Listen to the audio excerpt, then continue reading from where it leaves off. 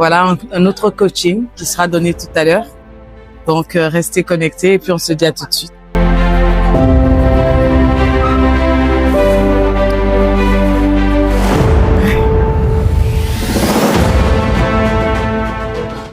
Alors, le thème d'aujourd'hui, c'est le rôle du chantre dans le domaine spirituel. Déjà, avant toute chose, on va essayer de définir c'est qui déjà un chantre. Et quand on parle de rôle, qu'est-ce que cela veut dire? Dans mes recherches, c'est une personne qui conduit la louange et l'adoration. Mais attention, dans un contexte religieux, notamment dans les églises chrétiennes. L'année passée, j'avais fait la différence entre artiste chantre et chantre. Donc, ça veut dire qu'une fois que vous sortez de ce cadre religieux et que vous chantez ailleurs, vous n'êtes plus appelé chantre. Vous voyez rapidement la différence. On vous met directement dans la catégorie artiste.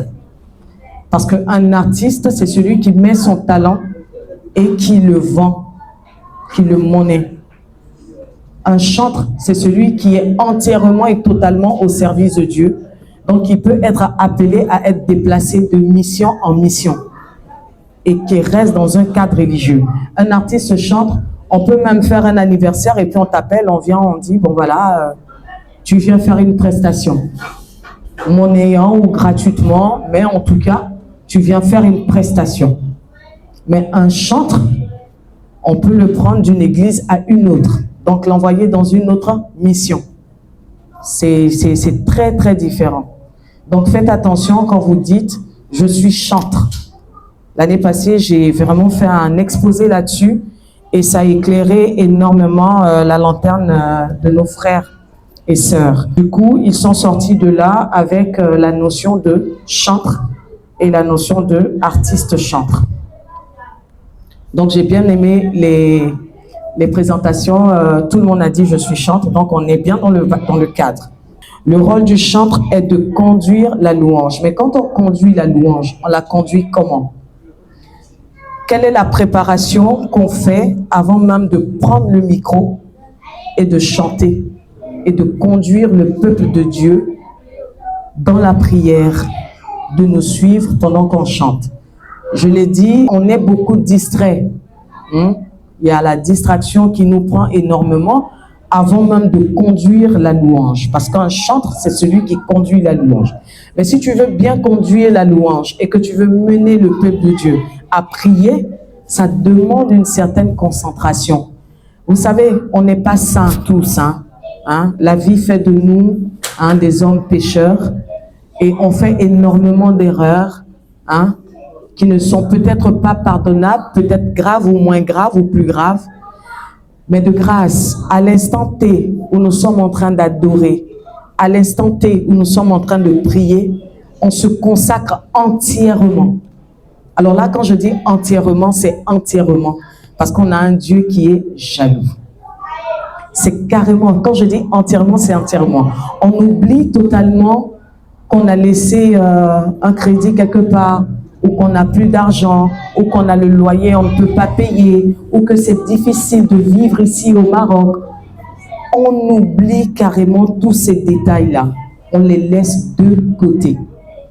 Et à l'instant T, ça ne nous demandera que 1 heure, parfois même 1h30, peut-être ça dépend du timing du culte. Parfois 15 minutes, juste au moment de la louange, et puis après le pasteur prend le culte en marche. Mais à cet instant, à ce moment précis, on doit être entier. Et quand on est entier, ça se sent et ça se sait. Parce que vous voyez, l'atmosphère change. Ça ne se raconte pas, ça se vit. Et je pense qu'en tant que chantre, vous avez chacun expérimenté ce moment-là. L'atmosphère change. Mais quand tu es chargé et que tu chantes, l'atmosphère change, mais autrement. L'atmosphère est vide. Et tu le sens même avec le peuple de Dieu. Tu sens qu'il y a un œil qui est ouvert, un œil qui est fermé, on te regarde, on ne sait pas ce que tu fais. Les gens ne sont pas concentrés. Mais quand tu es entier et que tu es vraiment en train de louer, que ce soit dans la louange comme dans l'adoration, au moment où tu es en train de servir, l'atmosphère, elle change positivement. Et ça devient magique. Et je pense qu'on a tous expérimenté ça. Donc, conduire la louange, mener les fidèles dans les chants et des hymnes pour honorer Dieu et exprimer leur foi. Créer une atmosphère spirituelle, c'est ce que je viens de dire. Établir une ambiance propice à la prière. Est-ce qu'on sait ce que ça veut dire? Établir une ambiance propice à la prière, à la réflexion et à la connexion avec Dieu. Ça, c'est hyper important. Connexion avec Dieu. Mais tu ne peux pas permettre au peuple de Dieu de se connecter avec Dieu. Tu ne peux pas permettre toi-même d'être connecté avec Dieu si à ce moment précis, tu es distrait. Si même avant de prendre le micro et de louer, tu es en train de parler de tout et de tout en même temps. Ah, mais tu sais, l'eau, non, il y a des mouchoirs, c'est branché, le guitariste, c'est bon, vous êtes câblé. C'est maintenant au moment où tu es en train de servir que tu vas faire tout ça. Mais non, ce sont des choses qui se préparent en amont. Si tu n'es pas allé, par exemple, excusez-moi, hein, tu n'es pas allé au petit coin, tu profites pour le faire avant même de venir là t'asseoir.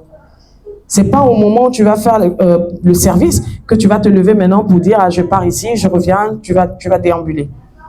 Et tout ça, ça demande vraiment une organisation personnelle.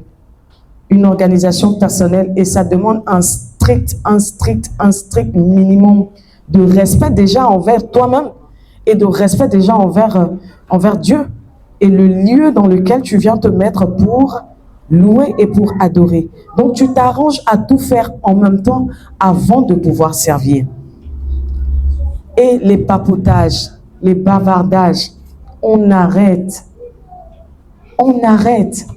Ça ne veut pas dire que tu ne parles pas avec ton voisin ou que tu ne vas pas échanger avec lui. Non, mais ça demande de la concentration. Parce qu'en ce moment précis-là, tu dois être en train de faire quoi? En train de chercher la face de Dieu, en train de communiquer avec Dieu. On a, je vais dire, la mission la plus difficile. Être chantre, c'est la mission la plus difficile. C'est la mission la plus difficile. Parce que vous êtes la tête. Même le pasteur est à côté. Le chantre tient le culte du début à la fin. Le chantre même guide le pasteur. Le chantre.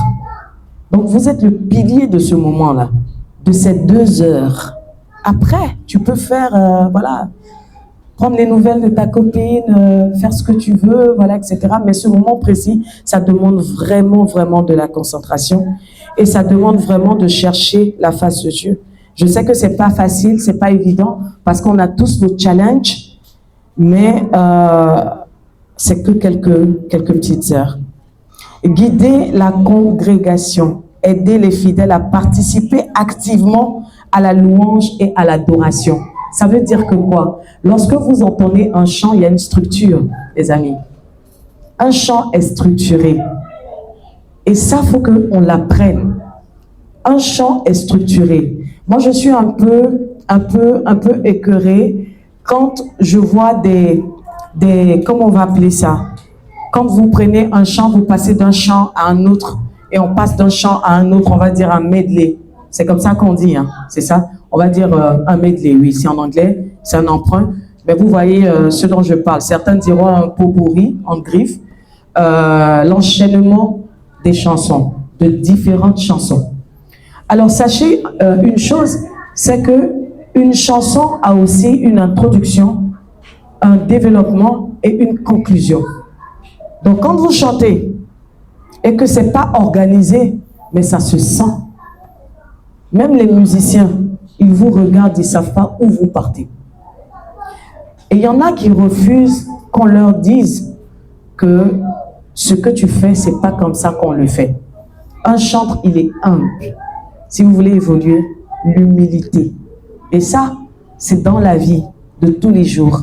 L'humilité. Il faut accepter les remarques. Si on ne te choisit pas aujourd'hui pour chanter, c'est pas grave. Mais tu apprends. Vous aussi, qu'on met au lead, c'est pas parce que vous êtes les plus forts qu'on vous met au lead. Vous avez été sélectionné aujourd'hui. Voilà. Demain, ça peut être une autre personne. Nul n'est indispensable. Et Dieu ne regarde pas ta belle voix, il regarde ton cœur. Il regarde comment tu donnes, comment tu te consacres à lui, comment tu te disposes, comment tu te prédisposes pour le louer. Donc l'humilité, c'est important. Guider la congrégation, comme je l'ai dit tout à l'heure, aider les fidèles à participer activement à la louange. Donc vous venez chanter, la structure du chant, ça part A, B, C. Et vous venez, vous faites le A, vous partez directement au C. Quand c'est mal fait, ça se sent. Mais vous ne pouvez pas guider le peuple comme ça. C'est pas possible. Ils vont danser, mais ils vous regarderont et c'est néant. Et vous brisez la chaîne. Vous brisez la chaîne. Nous brisons la chaîne. Parce que même ça arrive à des soi-disant professionnels qui se disent « je connais, je sais chanter ». Les structures, un chant est structuré. Donc si tu veux faire un enchaînement de chansons et que tu veux vraiment que le peuple de Dieu te suive, regardez, souvent quand vous venez les dimanches, quand la louange est bien faite, comment vous vous sentez? C'est chic, hein? Vous sentez que c'est intéressant, l'atmosphère est chargée, ça dit tout le monde loue avec vous. Et puis on te dit, ah mais vraiment la sœur, tu nous as conduits dans la louange. Tu es fier. Mais quand c'est pas bien fait, toi-même tu te sens pas bien, honnêtement. Hein? Tu te sens bizarre, ça dit, tu dis aujourd'hui là, c'est pas bon. Non. Il y a un truc. Hein? Maintenant, parfois aussi, tu peux ne pas avoir la voix, mais le Saint-Esprit agit. Mais pourquoi? Parce que tu es resté connecté. Parce que tu es resté connecté. Donc, il faut faire les choses dans l'ordre. Il faut faire les choses avec structure. Et il faut permettre aux musiciens de vous suivre. On a 30 minutes. Transmettre des messages spirituels. Partager des messages d'espoir, de foi. Connexion spirituelle, on en a parlé tout à l'heure. Préparation spirituelle, comment vous vous prédisposez avant de prendre le micro pour chanter. Développer une relation personnelle avec Dieu. Donc, il faut passer du temps dans la prière. Passer du temps dans la prière. C'est impossible que tu viennes chanter vide. Tu ne te prépares pas, tu ne pries pas. Tu viens, tu t'assois et puis tu attends, tu vas venir chanter. La maison de Dieu, c'est un lieu à respecter. Nous devons le faire. Et ça commence par nous. Si nous, les chanteurs, nous ne respectons pas le lieu saint, personne d'autre ne le fera, même pas l'invité. Mâcher du chewing-gum avant de chanter. C'est des choses qui ne se font pas. Est-ce que vous savez? Mâcher le chewing-gum. Ou être dans un air, genre tu relaxes. Mais c'est pas possible. En fait, c'est impossible. Tu peux pas venir chanter, mais déjà même les stars en griffe, avant même de monter sur scène, vous savez le stress qu'il y a? Il y a un gros stress. Donc, j'arrive pas à comprendre comment vous chantez. Nous chantons, c'est-à-dire on est relax, quoi. C'est-à-dire avant de prendre le micro, voilà, on est à l'aise, on a trop répété, on connaît trop le chant, ça y est, on a trop assimilé, hein. Et puis voilà, on connaît les parties du culte, hein. Allez, on a fait ça dimanche passé. Mais figure-toi que le chant que tu chantes, même 2 fois, 3 fois, tu peux taper poteau, comme on dit. Le même chant. C'est-à-dire aujourd'hui, c'est passé. Hein? Le même chant. Le dimanche prochain, tu le prends, ça passe pas. Ça passe pas. Et vous savez de quoi je parle? Ça passe pas. Connexion spirituelle, c'est hyper important. Donc, avant de prendre le micro, mais vous devez prier, même le micro là. Père, je te confie ce micro. À l'instant T, je vais aller te servir. Je suis là. Je veux que tu sois à côté de moi. Et à chaque fois que vous allez entonner un chant, si vous le faites, vous allez voir la différence. Et je sais de quoi je vous parle. Je le dis, hein, on n'est pas tous saints. Mais au moment où on doit servir notre Dieu, là, concentration totale. Concentration totale. Et ça concerne également les musiciens. Parce que les musiciens, vous êtes connectés aux chantres. Les chantres, vous êtes connectés aux musiciens. Une note musicale, c'est une prière. Une note musicale, c'est une prière. Dans un lieu saint, c'est une prière. Donc, si vous êtes distrait, musicien distrait, chantre distrait, ça ne passe pas. Donc, tous ceux qui sont responsables de groupe, il faut taper dur dessus. Ça ne fait pas de vous des responsables méchants.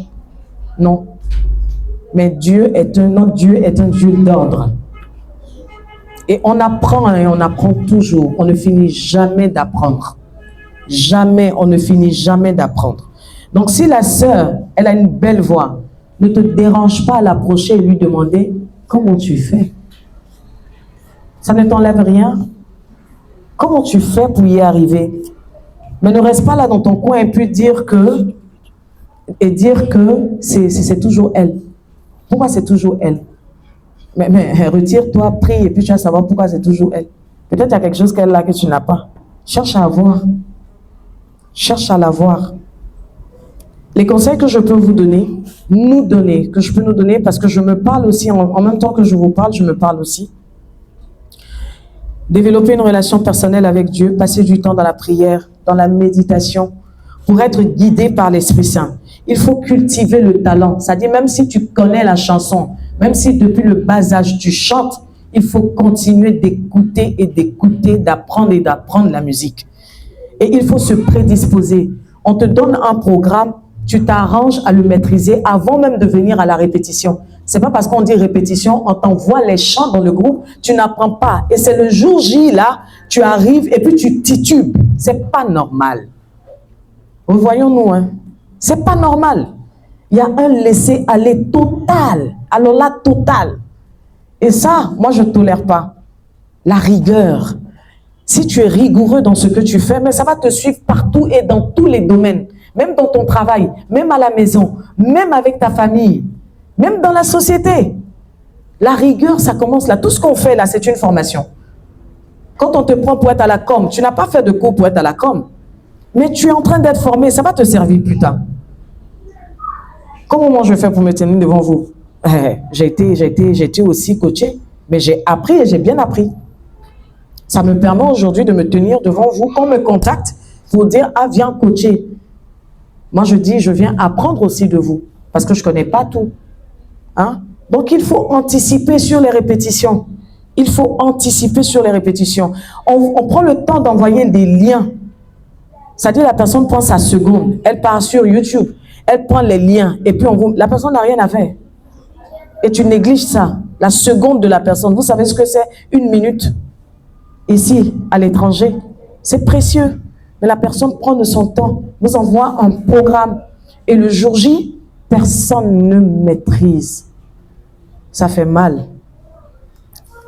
Imaginez demain, vous êtes responsable de groupe et on vous fait la même chose, vous allez mieux sentir, je vous rassure. Ah oui, ah oui. Et vous serez responsable aussi de groupe. Et c'est sûr que vous allez comprendre ce qui s'est passé il y a 2 ou 3 ans. On comprend ça plus tard. Hein? Quand on est petit, nos parents nous disaient, ne faites pas ça, aujourd'hui, on paye les factures. Hein? On comprend. Donc forcément, ça va vous rattraper. Être sensible à la direction de l'esprit. C'est pas parce que vous avez appris la répétition, vous allez faire du copier-coller. Le jour J, le jour du culte, le pasteur peut vous dire, allez, tout ce que vous avez appris là, on change. Vous faites comment? Un chantre qui n'est pas prêt, c'est pas un bon chantre. Excusez-moi de vous le dire. C'est pour ça qu'on n'écoute pas que les répétitions, les liens qu'on vous envoie, mais on cherche. On écoute tout. Des gars du gospel. Parce que le pasteur peut avoir entendu un chant qui lui plaît bien et qui lui parle. Et ce jour-là, il entonne. Et tu ne le sais même pas. Tu ne connais pas. Maintenant, quand tu ne connais pas, c'est pas grave. Mais tu n'apprends même pas pour après. Une autre fois, il te balance encore le même chant et tu n'arrives pas encore à le chanter. Ce n'est pas une excuse. Non. Non, non, non, non, non. Il faut te disposer à apprendre. Servir avec humilité. Ça, c'est un point important. Reconnaître que le rôle qu'on a est de servir Dieu et les autres et non de se servir soi-même. Se servir soi-même, vous savez c'est quoi? C'est l'orgueil. Je connais. Ça nous tue, nous les chrétiens. Je connais, je sais tout, surtout les chantres. Ça nous tue, ça nous divise. Ça nous divise et ça crée des groupes et des sous-groupes et des sous-sous-groupes et des petits groupes. Et finalement, ça fait quoi? Plusieurs groupes et chacun prend sa route et tu entends, on était un groupe, on ne l'est plus. Ça dit, chacun est parti de son côté parce que vous n'êtes plus concentrés. Vous vous concentrez sur autre chose. Ah, tu vois celle-là, c'est pas important. À l'instant T, on demande toi, on demande ta voix, on demande ton esprit, on demande ta disposition Pour louer qui? Un seul Père. Un seul Père. Donc, si vous suivez tous ces petits principes que je nous ai communiqués, on peut jouer un rôle clé dans le réveil spirituel en tant que chantre. Et on peut aussi aider les autres à approfondir leur relation avec Dieu parce que nous sommes le pilier de plusieurs dimanches. Voilà par quoi je vais terminer. Que le Seigneur nous bénisse tous et puis on va passer aux questions-réponses. Il y a tellement à dire, 30 minutes, ça ne suffit pas. La différence entre l'adoration et la louange. Ne vous fiez pas au thème, parce que même dans la louange, on peut adorer. Ne vous fiez pas au thème. Ne vous fiez pas au rythme. Non, l'adoration, c'est ce qui est lent. La louange, c'est ce qui est rythmé. Non, l'adoration même peut être la louange. La louange peut être l'adoration. Vous savez pourquoi? Parce qu'on peut même adapter les rythmes. Vous pouvez prendre un chant qui est lent et puis il devient un chant de louange. Donc, ne vous fiez pas au thème. Pour moi, il n'y a pas de différence. L'adoration, généralement, les gens vont te dire, non, c'est quand c'est lent, c'est l'adoration. Non, la louange, moi j'adore dans la louange. En fait, c'est ce que tu fais de mieux. On va dire, qui est ton adoration et qui est ta louange. Dans l'adoration, il y a la louange. Dans la louange, il y a l'adoration. Ce n'est qu'une question de rythme et c'est tout. Et ça, c'est le rôle des musiciens. Ils peuvent adapter. Voilà. Donc, pour moi, il n'y a pas grande différence. Après, on parle de quoi? Connexion divine. On parle de quoi? Saint-Esprit. Mais aujourd'hui, les choses changent. C'est la disponibilité personnelle, la disposition personnelle. Ta connexion que tu as personnellement avec Dieu. Voilà. Donc, tu peux être en train de faire la louange et puis des âmes peuvent être guéries. Et tu peux voir quelqu'un couché là en train d'adorer dans ta louange que tu es en train de faire qu'on dit rythmé. C'est pareil pour l'adoration. Est-ce que vous avez vu des gens esquiser des pas de danse pendant que tu es en train de chanter des chants d'adoration? Donc, ça n'a rien à voir avec le rythme. Pour moi, il n'y a pas de différence. Pour moi, c'est la connexion que tu as avec ton Dieu au moment où tu es en train d'adorer ou de louer. Je vais terminer par vous dire merci pour l'attention. Merci de m'avoir reçu. Ça a été vraiment un grand plaisir. Il y a des visages que je connais déjà. Et puis, je vais laisser le pasteur Mardoché, il a mon numéro. Vous pouvez rentrer en inbox pour d'éventuels cours de chant, etc. Parce qu'on ne peut pas tout faire maintenant. Si vous avez des difficultés, ou ça bloque, ou ça coince. Non, moi, il y a des moments où ma voix est cassée, je ne peux pas chanter. Même avec ta voix cassée, tu peux chanter. Mais il y a des techniques, voilà. Donc, tout ça, je pourrais vous apprendre ça en inbox. Donc, ce n'est pas une excuse. Je n'ai pas de voix, je ne peux pas chanter aujourd'hui. C'est fini. À partir d'aujourd'hui, là, enlevez ça de votre tête. Que Dieu vous bénisse. Amen. Et puis, on va acclamer le Seigneur. On espère se revoir un autre jour. N'hésitez pas à rentrer dans mon inbox.